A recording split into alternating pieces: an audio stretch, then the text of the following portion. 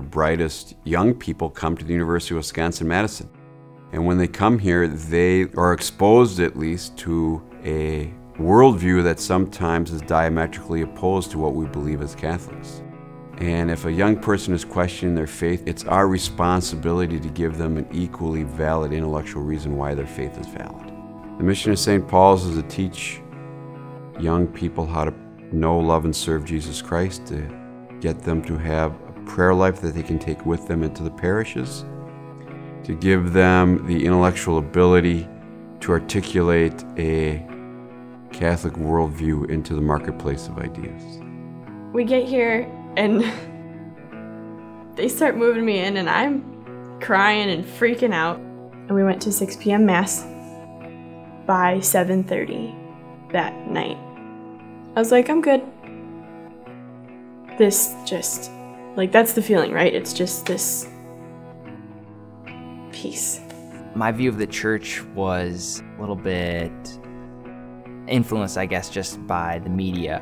St. Paul's just made the church alive for me.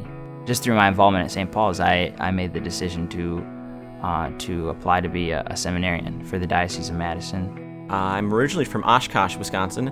I'm the third of 4 children, and I always grew up in a Catholic home. Even though I thought that coming to Madison I might lose my faith, it was really in Madison that Jesus really revealed himself to me in a deeper and more profound way. We at St. Paul's provide Newman dinners, Alpha Omega, meditations, special speaker series, all those kinds of things so that student leaders can invite their friends who no longer practice the faith into a very open and non-threatening environment. And so St. Paul's is a great place for these students to come, to start to ask these deeper questions. Who am I? Where am I going?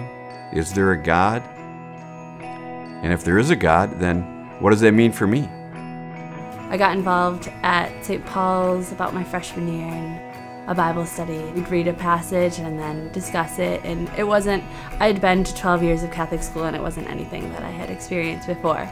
And I understand it enough to say, yes, this is something I believe, and this is why I believe it, and this is what I love about the Catholic Church.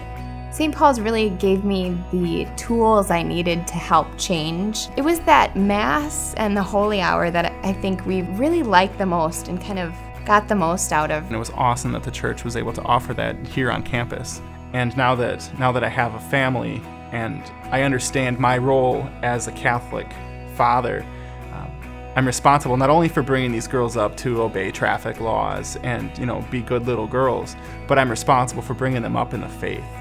I remember one specific Alpha O, a couple of the wives of the workers here at St. Paul's, they came in and they talked about relationships centered on Christ. And one of the things that they had mentioned was that our bodies are temples and our bodies were made for God.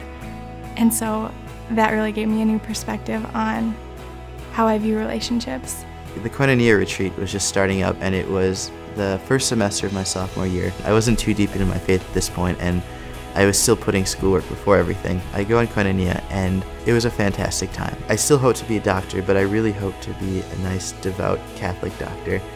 The lessons that I've learned at St. Paul's and how to be a good Christian and a good Catholic and a good man are lifelong lessons. It's hard for people to go to church. It's hard for people, especially at the beginning of their life at college, to meet new people. Honestly, if it weren't for St. Paul's, I don't think I'd be a priest now. I don't know that I would have found my way in the world. I don't know that I would have found my vocation in the church if it weren't for the community at St. Paul's. I consider it a privilege to be a priest here at St. Paul's. We have a very energetic and competent staff. We are unified, and together we have seen the blossoming of many students' lives in Christ. Now, none of this would be possible without the generous support of our alumni and benefactors. Therefore, I'm asking you, if you have a heart for campus ministry, if you would like to see the new springtime of the church, the new evangelization that John Paul II called for, I am asking you to consider becoming a contributor to our annual fund. Together with your support, we can bring about a new springtime of the church. God bless you.